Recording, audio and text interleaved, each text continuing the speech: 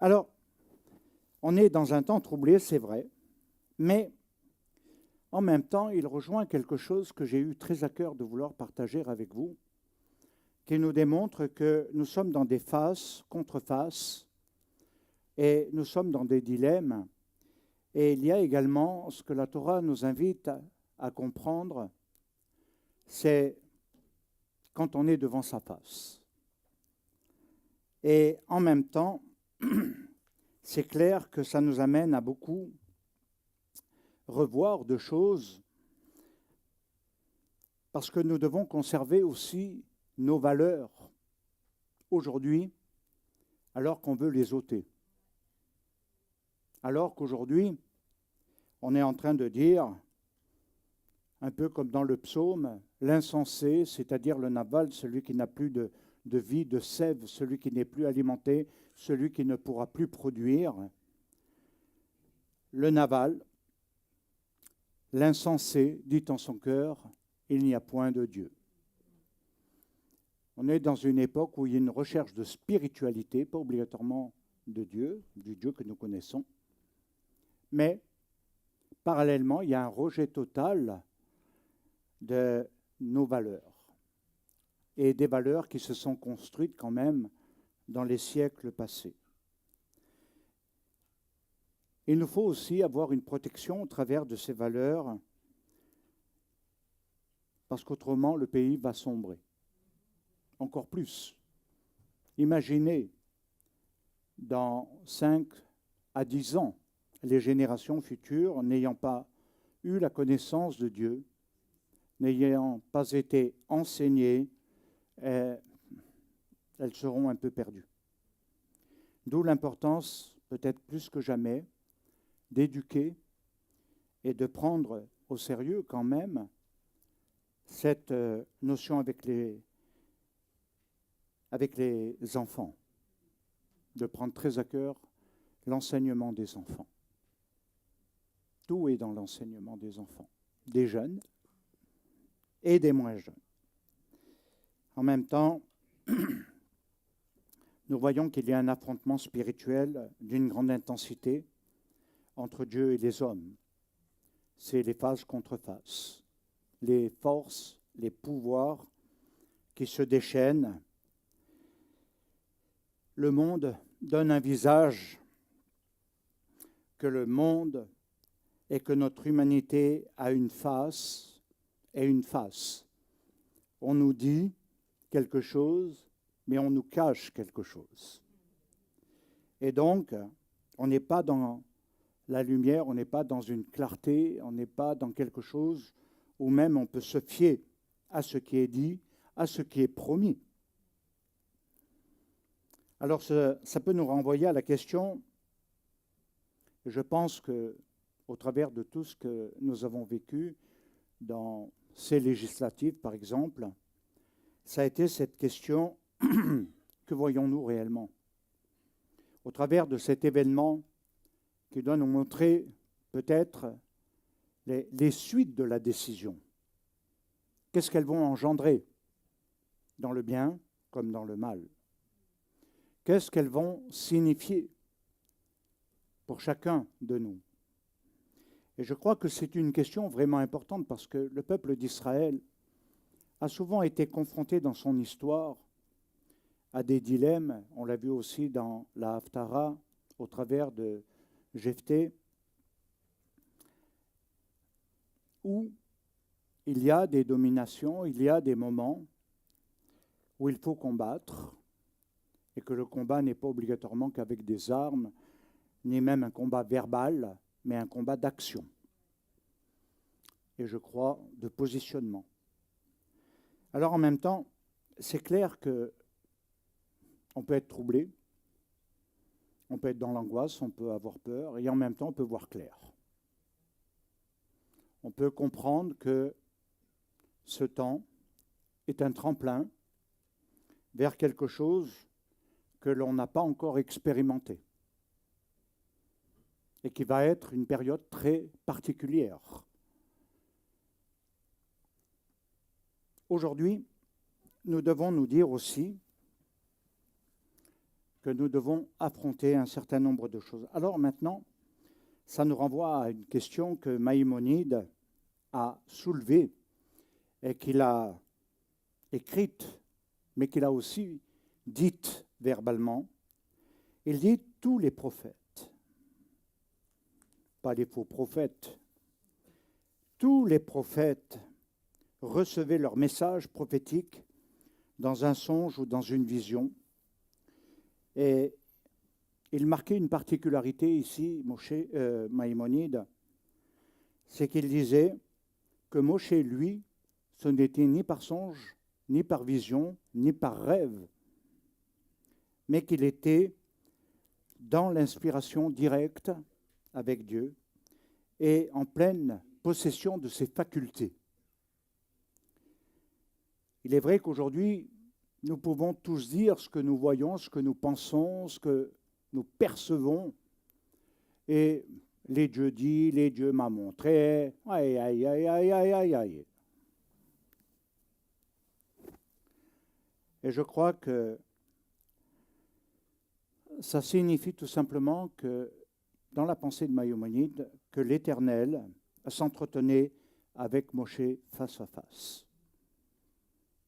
Nous sommes un peu dans ces orientations aujourd'hui. Nous pouvons écouter ce que les autres disent, autant dans les médias que dans tous les discours qui parcourent la toile, même religieux. On peut essayer de décoder au travers de plein de livres, mais on n'a pas la réalité concrète de ce que sera demain. On a peut-être des éléments, mais qui ne seront pas suffisants. Moshe, lui, recevait face à face. Et on dit en hébreu que l'Éternel s'entretenait vraiment avec lui face à face. Alors ça donne une contradiction. Parce que, d'autre part, il nous est dit aussi parallèlement que nul ne peut voir sa face et vivre. Alors comment est-il possible que Moshe ait pu voir la face de Dieu et que Dieu lui parlait face à face? La contradiction apparente ou la question qui est soulevée dans l'hébreu biblique va beaucoup plus loin que les apparences. Ça nous amène à comprendre que le terme qui est utilisé, c'est panim al panim, et c'est un pluriel. Ce n'est pas qu'une seule façon de voir, ce n'est pas qu'une face, ce n'est pas qu'une visibilité, ce sont des visibilités. C'est des niveaux qui sont sous-entendus. Alors, face à face, al panim al panim, ça signifie sans médiation. Aujourd'hui, le monde ne parle que par la tromperie,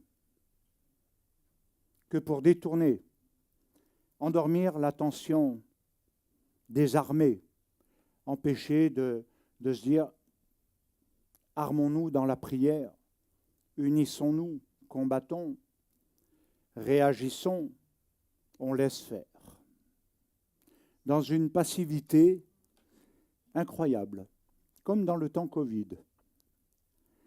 Et je crois que quand on est trompé, on est foncé, on est complètement faussé sur le futur. Alors il faut affirmer que la parole de Dieu est la vérité, elle est nette. Et c'est elle qui ne nous trompe pas. Et ce que sa bouche dit, sa main l'accomplit. Alors on va entrer dans une étude, bien entendu, la passionnante. Elle va nous amener, parce qu'il y a un passage dans la Torah qui est mystérieux, énigmatique, et dans un face-à-face, nous devons comprendre également l'avant-sortie d'Égypte, avant d'être délivrés, de voir quelque chose de très positif. Il y a eu cet affrontement entre Moshe et Pharaon, mais ce n'était pas seulement Moshe et Pharaon, ce n'était pas un homme contre un homme, ce n'était pas une réaction humaine dans une dimension humaine. Il y avait un autre enjeu. Il y avait un enjeu du futur.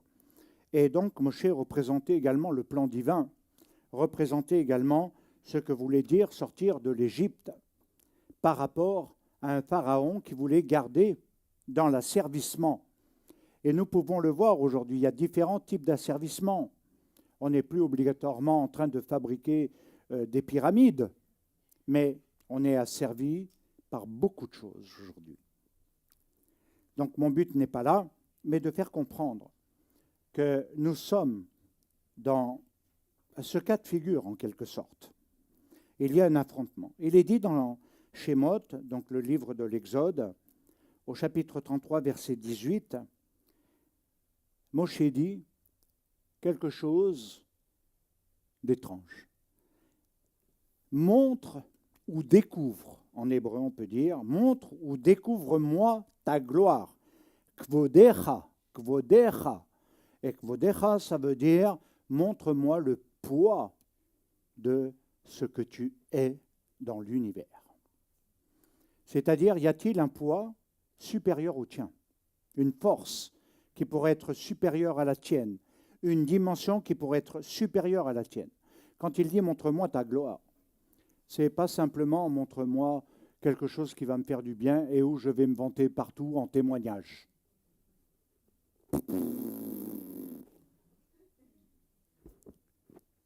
Où on va fanfaronner. Non. Là, il y a quelque chose justement qui va encore plus loin, afin que je te connaisse. Afin que je te connaisse et que je trouve grâce à tes yeux. Ici, au verset 13, c'est ce qui est dit. Et donc, nous voyons qu'il y a de pivot et demande, en quelque sorte, à ce que Dieu montre sa face, se fasse connaître et qu'il se fasse découvrir à cause de son invisibilité. Mais, parallèlement, afin que je te connaisse. Je crois qu'il est temps, aujourd'hui, d'avoir une vraie connaissance de Dieu. Pas une connaissance partielle. Pas une connaissance purement doctrinale, religieuse, peu importe. Une connaissance de Dieu. Alors, Moshe a entrevu quelque chose de particulier. Il n'a pas vu la face de Dieu. Il n'a pas vu la face de Dieu. Nul ne peut voir sa face et vivre. Il nous est dit qu'il a vu l'arrière, Arachai. Le secret de ce face-à-face avec Dieu, c'est qu'il est dit panim les panim, c'est-à-dire une face vers une face. C'est-à-dire, c'est comme si on disait, maintenant on tourne un regard, un visage, où plus rien n'est caché, de part et d'autre. Où, quelque part, il y a une visibilité totale. Il est vrai que ça va dans la profondeur de l'intime. Ça va dépasser simplement le superficiel, le visible, ce que l'on peut analyser comme ça, visuellement. Qui compte, on dit en psychologie, dans les 10 premières secondes, on a fait son opinion sur quelqu'un en fonction de ce qu'on a vu de lui en 10 secondes. Mais ça va quand même plus loin, parce qu'il est dit panim les panim, face vers face. Mais on peut dire également en hébreu panim be panim. Et panim be panim, ça veut dire face d'en face. C'est quelque chose qui va encore au-delà. Alors, il faut préciser que la Torah nous dit que la racine, elle est dans le P, Nun, et de Panim. Elle souligne l'intériorité, premièrement, l'intime, la profondeur et le cachet. Ce qui est superficiel se dira Penima, mais pas Panim. Et la superficialité, c'est toujours quelque chose que l'on veut rendre visible sans être vu.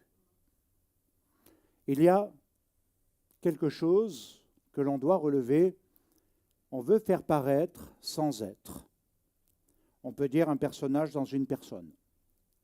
Et derrière, ça va impliquer les formes de mensonge ou de dissimulation de qui est l'être. quand Moshe dit cela, il dit, voilà, je suis ce que je suis devant toi. Je ne cache rien. Je ne me dissimule pas. Je ne me camoufle pas derrière mes paroles, derrière des choses qui ne sont pas réelles. Je ne me dissimule pas dans ce que je ne suis pas, mais que je veux faire paraître aux autres. Et vous savez, l'être humain est doué pour inventer toutes sortes de choses, pour justement paraître dans ce qu'il n'est pas. Alors, si on veut aller plus loin, la particule al désigne justement cette particularité de la superficialité.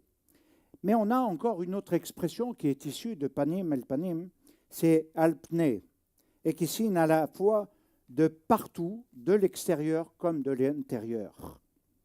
Et c'est ce paradoxe qui nous interpelle, parce que derrière, Dieu dit, ma face ne peut être vue. Ma face ne peut être vue. Alors en même temps, derrière, nous allons avancer, parce que le sens et la signification de panim les panim, c'est d'intime à intime. Et vous savez que ce n'est pas la même relation. Quelqu'un qui a simplement une relation affective superficielle, voilà, mais qui ne va pas au-delà. Il n'y a pas la connaissance de la personne, une vraie connaissance de la personne. C'est pour ça que le mariage rend la vue.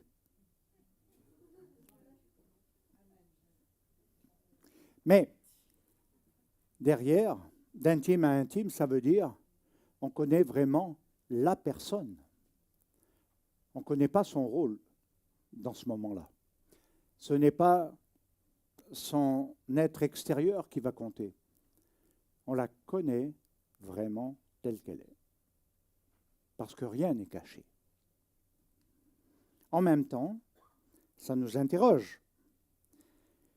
Parce que quand on va dans panim, les panim, de face vers face, ou dans B panim, face d'en face, il nous est dit dans Shemot 33, 11, « Or l'Éternel s'entretenait avec Moshe face à face. »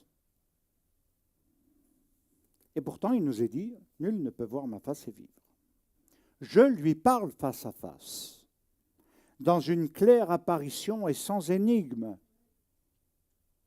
C'est ce que dit le texte. Et en même temps, nul ne peut voir Dieu et vivre. Alors, est-ce que Moshe va constituer un cas particulier dans toute la Bible? Certainement. Seul le Messie a dit qu'il était l'image visible de ce qui est invisible. Seul Yeshua Mashiach a dit qu'il est le seul à avoir vu le Père et que nul autre ne l'a vu. C'est extraordinaire de voir qu'il est vraiment issu du Père, le Messie.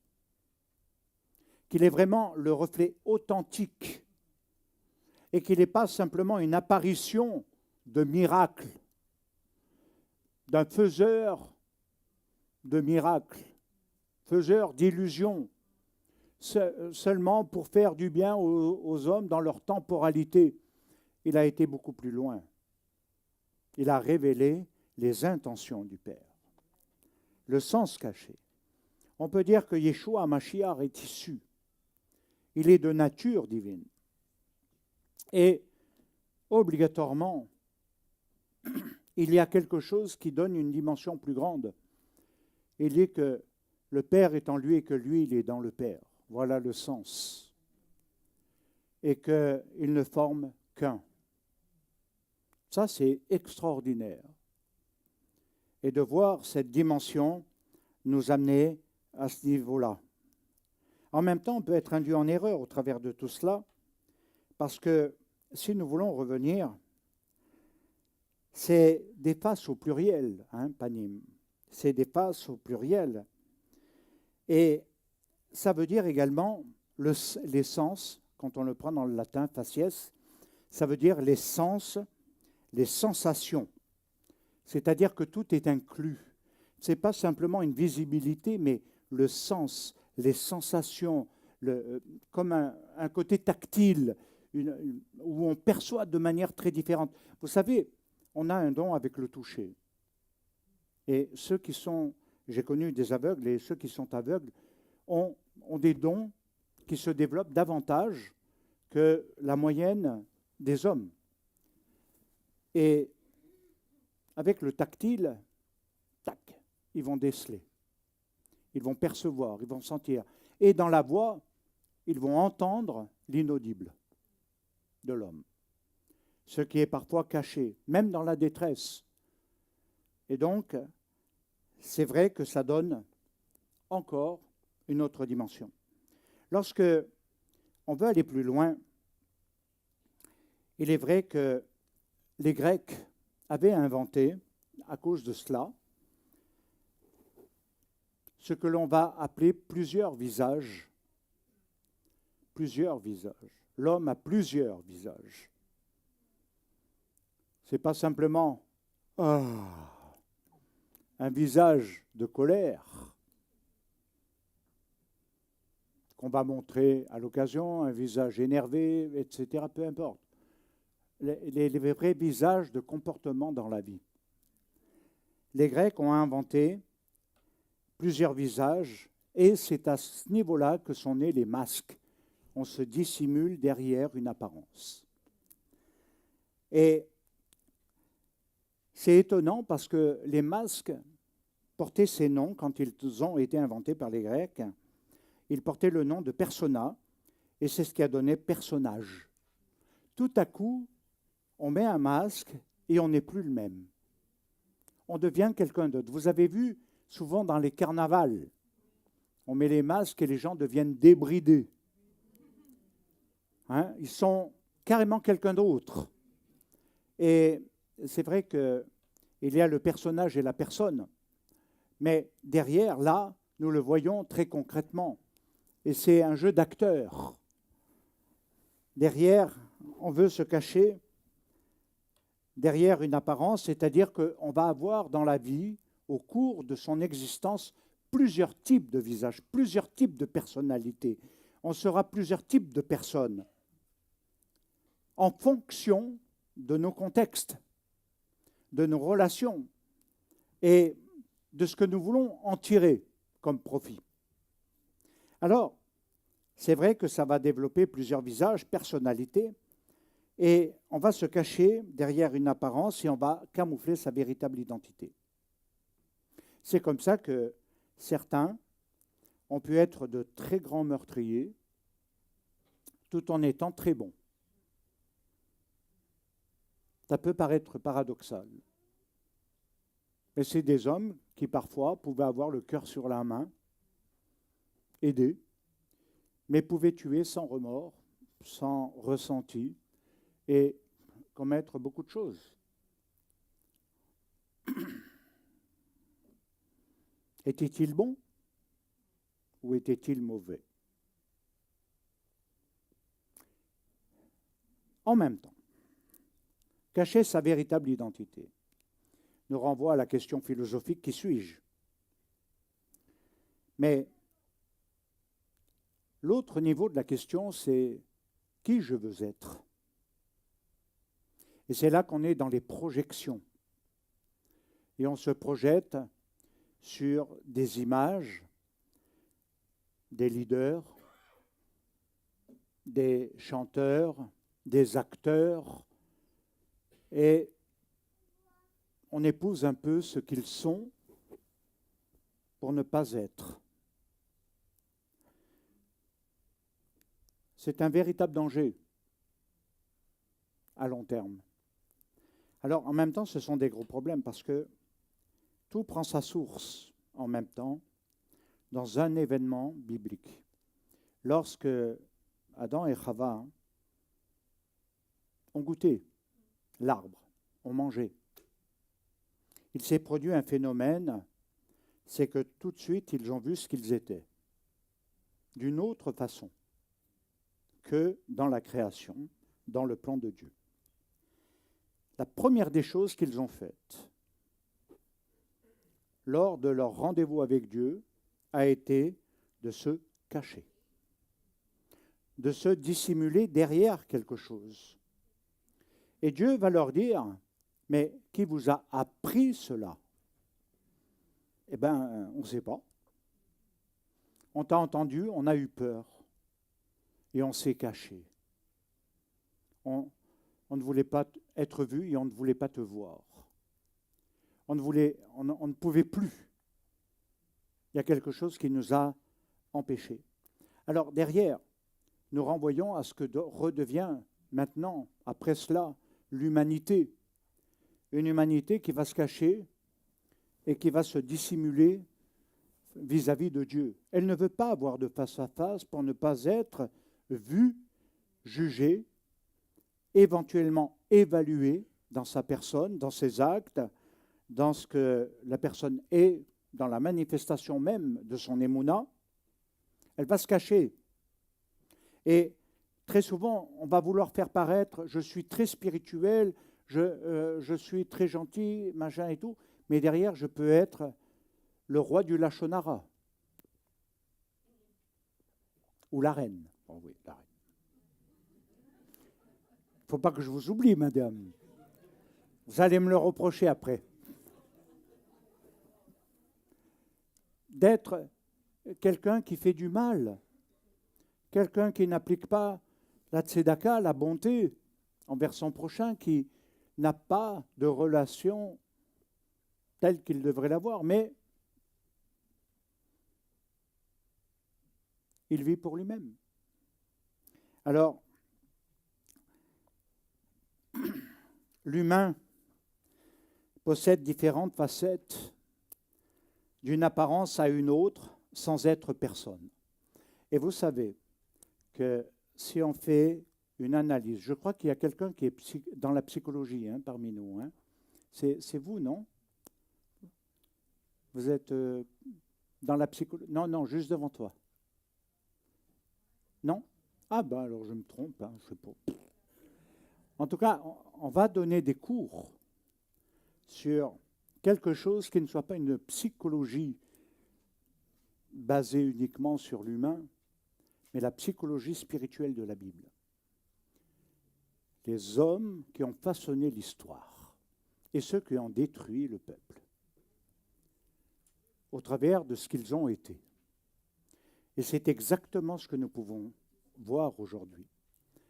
Alors,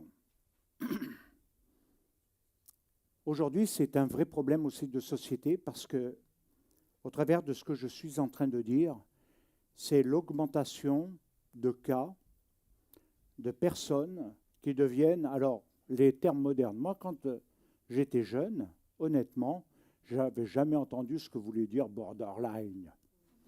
Aujourd'hui, c'est presque une fierté, je suis borderline. L'autre, il va te dire, ah, mais je suis, comment on dit déjà là, l'autre là. Oui, comment? Bipolaire. Moi, quand j'étais jeune, tu n'étais ni bipolaire, ni borderline. Tu entendais à peine le mot dépression. Et aujourd'hui, on voit qu'il y a de plus en plus de gens atteints dans leur personnalité. Des gens troublés. Alors, une maladie peut se soigner éventuellement, mais l'autre est beaucoup plus tendancieuse. Et spirituellement, il y a beaucoup de gens qui peuvent être comme ça. Parce que ça a une répercussion dans l'ensemble. Il ne faut pas croire que c'est détaché, anodin. Ça joue un rôle aussi dans la personnalité. Et je crois que souvent on peut se dissimuler derrière des souffrances, derrière des maladies, derrière des troubles, derrière toutes sortes de choses pour excuser le mal que l'on fait.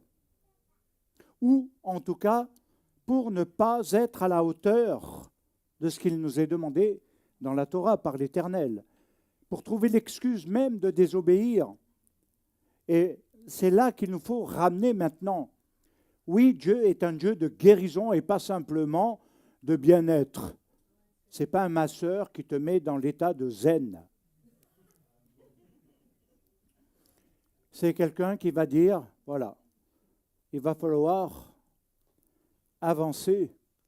Alors bien sûr que tout cela, on va l'aborder quand on fera dans TMPI et Shiva nos cours.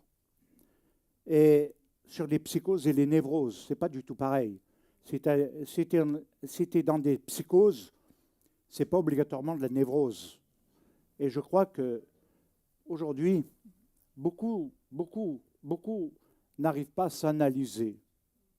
Parce qu'ils ont tellement été différents dans leur personnage dans le passé, de l'enfance, protégés des parents, alcoolos, violents, de peut-être d'avoir été un peu le mistigris à l'école. Et ça façonne. Et donc après, pour échapper à certaines choses, on va devenir quelqu'un. Et on peut entrer, effectivement, parfois dans la violence, ou commencer à consommer de la drogue, ou aller dans l'alcool, ou les médicaments, etc.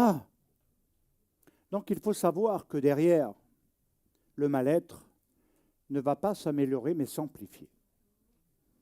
Et c'est pourquoi il est important de réaliser que nous ne devons pas rester seulement dans quelque chose où on doit se protéger. À un moment donné, vous voulez guérir, vous voulez vraiment être épanoui, enlevez le bouclier de protection devant Dieu. Soyez dans un face-à-face. Ah là là. Soyez dans quelque chose où vous êtes vu et où vous pouvez être aimé tel que vous êtes et non façonné. Vous savez, après presque 38 ans de mariage maintenant, j'en ai conseillé des gens et j'ai toujours remarqué qu'à un moment donné, dans les entretiens pré-mariage, on me disait souvent « Ah ouais, mais moi je voudrais qu'il soit comme ça. » Et puis le gars, il me dit « Ah, moi je voudrais qu'elle soit comme ça. » Et voilà, je vais être patient. Alors je vais le créer à mon image. Mais qu'est-ce que c'est ça? Laisse-le vivre. Et vous voyez, c'est quelque chose qui crée des problèmes après dans le cadre du mariage parce qu'on crée des déceptions. Les attentes qu'on aurait espéré se réaliser ne sont pas au rendez-vous et ça devient conflictuel. Ça commence par ces petites notions, ces petits mots qu'on se dit. Je me suis trompé, je crois que je ne l'aime pas vraiment en fait.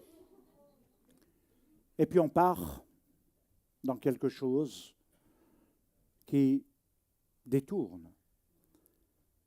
Le secret, encore là, c'est de dire, t'es un scrogneux, mais c'est le scrogneux que j'aime. Il m'énerve, il me casse les pieds, il est désobéissant au possible, c'est une tête dure, il fait ce qu'il veut, comme il veut, quand il veut. Mais j'ai épousé le scrogneux. Je n'ai pas épousé quelqu'un qui est en terre glaise et que je vais faire une sculpture d'une projection de mon image dans mes besoins à moi. C'est pour ça que l'Ève et les Vav, c'est d'un cœur vers le cœur. C'est exactement panim les panim. Afin de devenir Echad, il faut devenir les Vacher. Et c'est ce qui unifie les cœurs. Et donc, à partir de ce moment-là, on n'est plus seulement dans des rêves, dans des projections, mais on est dans le réel. C'est ce qui marque la différence. En même temps, dans le terme panim, vous allez le comprendre, il y a dans beaucoup de domaines la même racine. Et comme je vous l'ai dit, l'une des racines de panim, c'est pne, panai et penima. Et quand on va prendre un raccourci de panim, quand on dit pne, ça veut dire à l'intérieur, dans la profondeur. Ce qui exclut simplement la visibilité de surface. Et vous allez voir ce que cela veut dire. Parce que dans la Torah, quand on veut exprimer de partout, dans le sens extérieur et intérieur, on ajoute la particule al qui signifie dessus, extérieurement, et c'est dans al-pne qui signifie dans toute l'étendue de. C'est-à-dire que c'est quelque chose qui n'a pas de finalité quelque part. Du dehors comme du dedans. Il est dit Ve'aretz hayeta tohu vabohu ve'chosher al pnei tehom ve'ruach Bereshit 1, 2. Ce sont trois termes qui sont utilisés, qui sont fondamentaux et importants. Al pnei tehom. Il y a dans la création une chose qui s'appelle les chosher, la matière obscure. Au-delà de l'obscurité, c'est la matière obscure. Et cette matière obscure, elle envahissait tout l'univers. Elle envahissait l'univers à tous les niveaux, le dedans, le dehors, au point que rien n'était visible. C'est ce qui se définit après par le chaos et le vide. Et quand on est envahi par les rochers, même intérieures, même spirituelles, il n'y a pas de visibilité ni dans le dedans ni dans le dehors. On est enfermé dans le chaos. On est dans le néant de l'existence. Et il n'y a pas de vie qui va naître. En même temps, Al-Pnei Tehom nous amène à comprendre que cette matière obscure, eh bien, elle nous amène dans ces termes de Rocher, qui était comme dehors, comme dedans. C'est pour ça qu'on dit une matière, et elle était dense. C'est-à-dire que ce n'était pas quelque chose qu'on traverse comme ça. C'est quelque chose qui était d'une très très grosse épaisseur et qui ne pouvait pas être éclaté, être touché pour aller plus loin. C'était une matière dure. En même temps, il faut savoir que c'est au travers du terme théum que va se définir les rochers et qui veut dire l'abîme. Et l'abîme, je crois que beaucoup ne savent pas ce que ça peut signifier. Je ne vais pas le développer trop maintenant, mais il veut dire que l'abîme, c'est quelque chose qui est très profond, c'est-à-dire qu'il y a une profondeur insondable. L'abîme, c'est sans fin. Toujours vers le bas. Et vous savez que les rochers, tout ce qui est ténèbres, ne va jamais sur le haut, mais va toujours dans ce qui est dans l'extrême bas. Et l'extrême bas, c'est ce qu'on appelle la profondeur insondable, un espace qui n'a pas de limite assignée. Et en même temps, je rappelais cela de Nietzsche, qui disait, quand on lutte contre des monstres, il faut prendre garde de ne pas devenir soi-même un monstre. Parce que les limites se déplacent. On peut passer de la bonté à la méchanceté. Mais si on ne freine pas certains excès, si on ne se remet pas en question, on va aller de plus en plus loin dans le mal. Et après, on voudrait rechanger et on n'arrive pas. Parce que c'est difficile. Parce que, quelque part, on a été trop loin. Et ça nous empêche de pouvoir être à la hauteur. Donc Nietzsche disait cela. ça veut dire que si tu plonges ton regard dans l'abîme finit par ancrer son regard en toi. C'est pourquoi la face, le regard de Dieu, il a son importance. Parce que Dieu est lumière. Mais je suis ténèbres.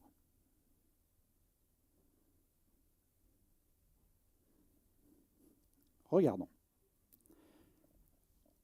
Louis Bordalou a dit « Un abîme attire un autre abîme ». Et c'est exactement les techniques que l'on voit dans la Bible. À un moment donné, il y a comme un engrenage, une courroie dans le mal. Un mal engendre un autre mal. Tu peux commencer petit voleur, petit délinquant, et finir dans le banditisme. Vous savez, j'ai connu ces chaînes. Et je peux dire que c'est très progressif. On ne le veut pas au début. On ne le veut pas. On y entre parce que parfois on n'a pas le choix. Et progressivement, on va plus loin. Et on va plus loin. Et on va plus loin. Jusqu'au moment où on ne sait plus comment s'arrêter.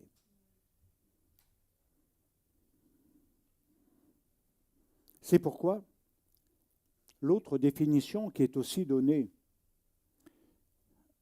au niveau, je dirais, de la relation humaine, quand on parle d'un abîme qui attire un autre abîme, c'est une médisance attire une autre médisance. Commencez par dire du mal de quelqu'un et vous irez toujours plus loin dans le mal que vous direz sur quelqu'un. Je crois que vous connaissez. Vous voyez, pas besoin de l'enseigner. Hein. C'est pourquoi il nous faut combattre le Lachon Hara.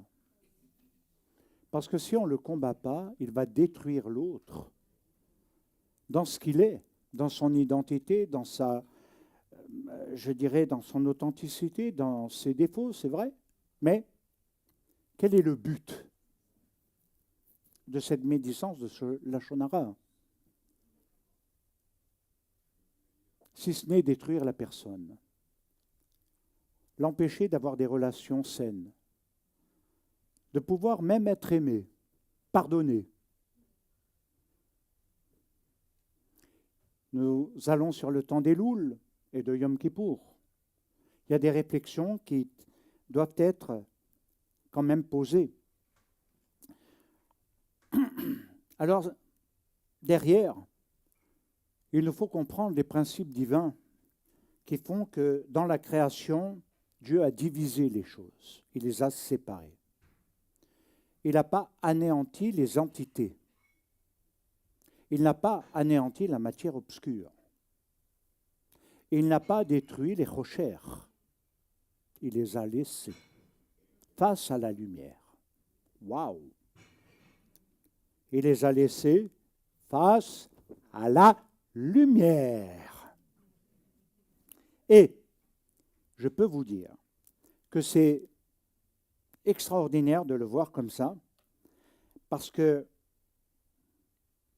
cette séparation, cette division, elle va marquer une grande différence dans tout le domaine. Mettez une différence aussi si vous réalisez quelque chose de profond aujourd'hui au niveau des paroles. On a tous des paroles mauvaises. Moi le premier, vous en second, mais de toute façon, on fait un.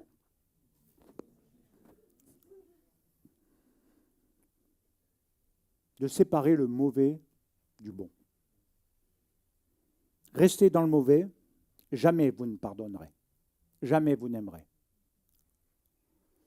Revenez dans ce qui est lumière, vous aimerez et vous pardonnerez. Ce terme donne aussi, au travers du théorème de l'abîme et de tout ce qu'il engendre, c'est ce qu'on peut amener comme pensée des situations sans espoir. Aujourd'hui, on est dans un monde désespéré. Tout le monde désespère. On désespère de guérir, on désespère de ne pas trouver, on désespère de ça, de ça, de ça. On crée des mentalités de désespérés. Et on est dans des forteresses de désespoir. Et les gens n'arrivent plus à positiver, n'arrivent plus à voir quelque chose qui soit bien et bon, quelque chose qui donne pas un faux espoir, mais de l'espoir et l'espérance. Quelque chose qui est vu au-delà du visible, quelque chose qui nous amène à dépasser justement le cadre mental du désespoir. Parce que c'est ce qui va créer un abîme intérieur, un abîme de l'âme, et qui fait que si je m'y engouffre, il va me descendre encore plus bas. Déjà, je serai à un niveau bas, mais un autre niveau bas va se créer. Et alors après, quand il faut remonter, il faut avoir fait beaucoup de sport dans la vie, va. Il faut des muscles. Ça veut dire de la volonté. La volonté de s'en sortir. La volonté de sortir du trou. De ne pas vouloir être absorbé dans la matière noire et dans la noirceur. Je crois qu'il y a, au travers de cela, quelque chose qui traduit l'abîme, parce qu'il couvre le dedans et le dehors, comme on l'a dit. Et il nous faut faire attention au texte biblique dans la traduction. Il ne couvrait pas seulement la surface. Il est dit, dans un deuxième temps, et retenez bien, Al Pnemaim, le deuxième sens, c'est qu'il est dit l'esprit, la Ruach, l'esprit de Dieu, l'esprit divin, planait de partout. Ce n'était pas un survol, comme une espèce de caméra qui essaye d'analyser la surface, mais quelque chose qui allait plus loin. Et je crois que c'est l'un des points importants, c'est de comprendre que ici, il est dit qu'il était dans le dedans comme dans le dehors. Et on ne peut pas dire que le souffle planait sur la face. Ce n'était pas du tout la traduction du texte. Ce qui rejoint le troisième niveau dans Al-Pnei Kol Haaretz, et elles vont concerner les graines qui poussent. Elles pousseront à la surface, dans la visibilité que l'on peut voir, mais en même temps, l'herbe est à l'intérieur de la terre.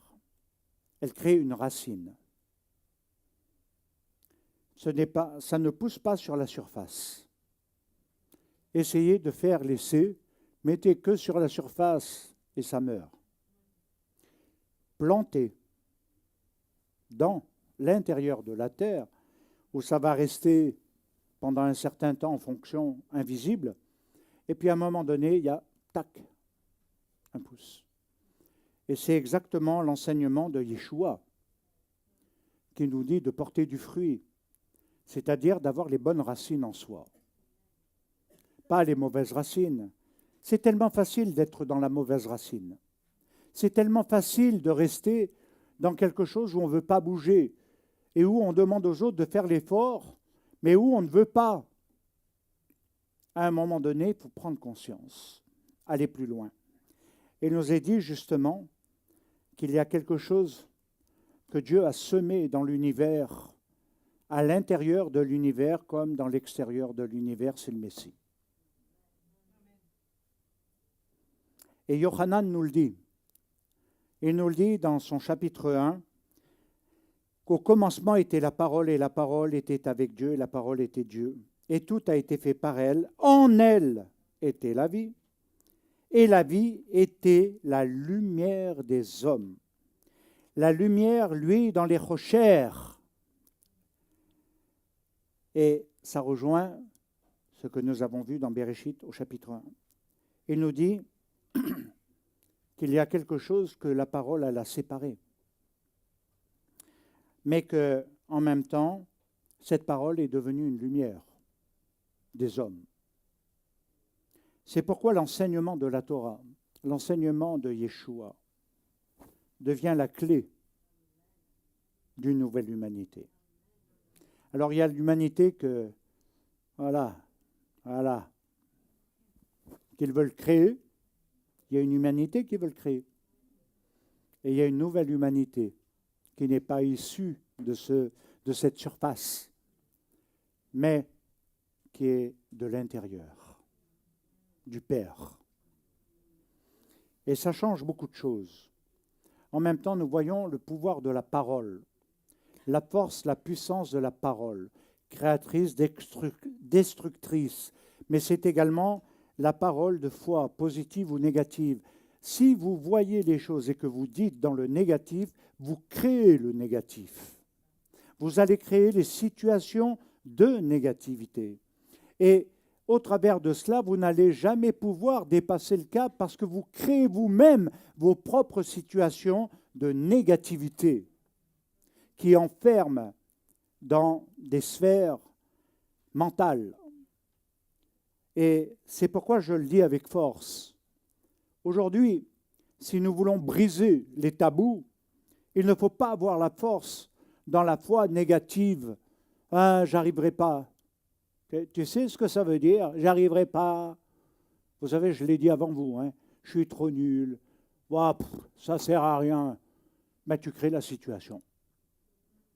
Après, tu déprimes et tu dis, mais qu'est-ce qui se passe? La foi, elle vient de ce que l'on entend. Il faut entendre la parole. Mais la parole créatrice, celle qui crée la vie, celle qui crée les situations de vie et qui refuse justement la parole négative qui détruit, qui amène dans l'abîme, dans le théum, et qui va donner une force, une puissance supérieure au mal, aux ténèbres, parce qu'elle va séparer en soi les choses. Et la lumière va venir, comme Mashiach nous a donné la rédemption. La lumière vient et elle éclaire. Et l'enseignement s'ancre en nous. Et qu'est-ce qu'il nous dit, l'enseignement? C'est pas aller dans des lieux où on gigote à 360 degrés. Qu'est-ce qui s'ancre? Il faut avoir une foi positive, une foi qui sait dire non au mal, une émouna qui va dépasser le cap, créer, je vous le dis, créer des situations de vie, créer des situations de visibilité autres que celles que vous avez créées, que vous avez développées dans le mental, à cause de beaucoup de choses, de votre propre perception parfois. Vous vous êtes condamné. Alors brisez ces chaînes. Brisez-les. Et vous verrez la différence. En même temps, Dieu dit que la lumière soit parce qu'elle sépare. Ça veut dire que la lumière de la vie, elle a annulé la force, le plein pouvoir des rochers. Ça veut dire que les rochers sont soumis à la lumière et pas l'inverse. Mais il y a un combat entre les deux pour dominer le temps. C'est pourquoi on a le soleil aussi qui nous donne un rythme, indépendamment de la lumière qui est le Messie. Et nous avons des cycles. Et vous savez, autant médicalement qu'en psychologie, on dit, dans l'année, on a les cycles. On a des cycles. On a des cycles où on est sauveteur. C'est-à-dire, on est... Et puis après, on a un cycle où on commence à être dans le déclin. Après, on est dans des cycles stagnants. Et ensuite, on revient au nouveau cycle. Il faut avoir un cycle régulier. Voilà ce que nous dit la Torah. Parce que, obligatoirement, les ténèbres, comme Pharaon, essaieront toujours de reprendre le pouvoir qu'ils ont perdu à la création. La place. Ils occupaient tout. Ils occupaient tout. et il faut leur enlever le pouvoir. Et je crois que c'est cela qui rend visible, mais en même temps, les hommes ne voient pas les mondes invisibles de la création. Il a vaincu l'informe et le vide, et il nous est dit tout simplement, en résumé, pour éclairer ceux qui sont assis dans les rochères et dans l'ombre de la mort, c'est-à-dire qui sont dans le théum. Yeshua apparut pour les détruire, les libérer.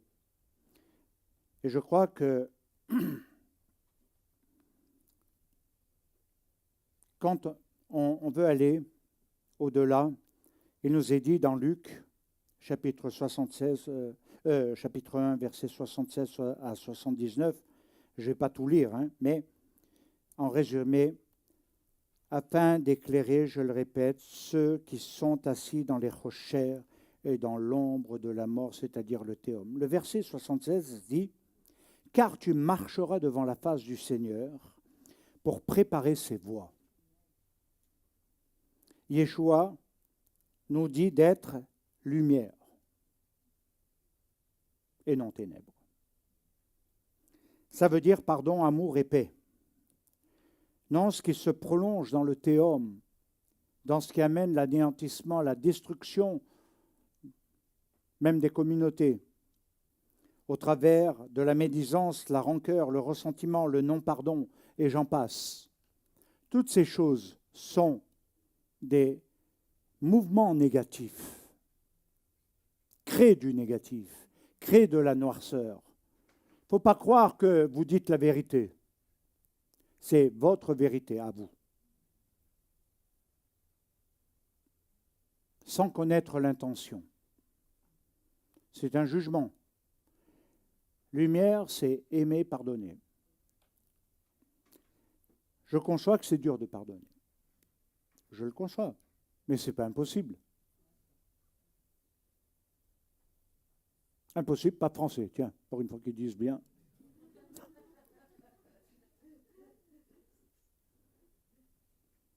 Pas possible.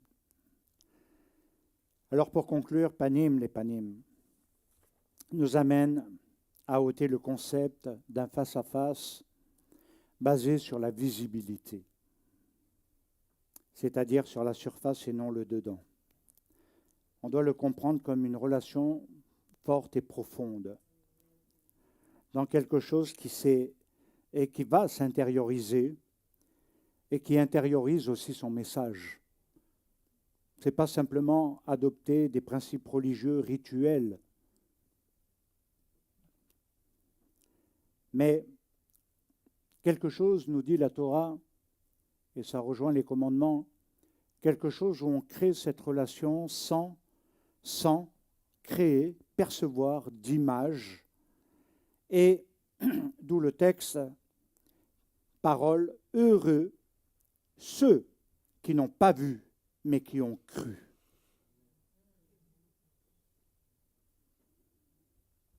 Aujourd'hui, le mal frappe, c'est un abîme. Il n'y a qu'une seule lumière qui délivrera. C'est le Mashiach.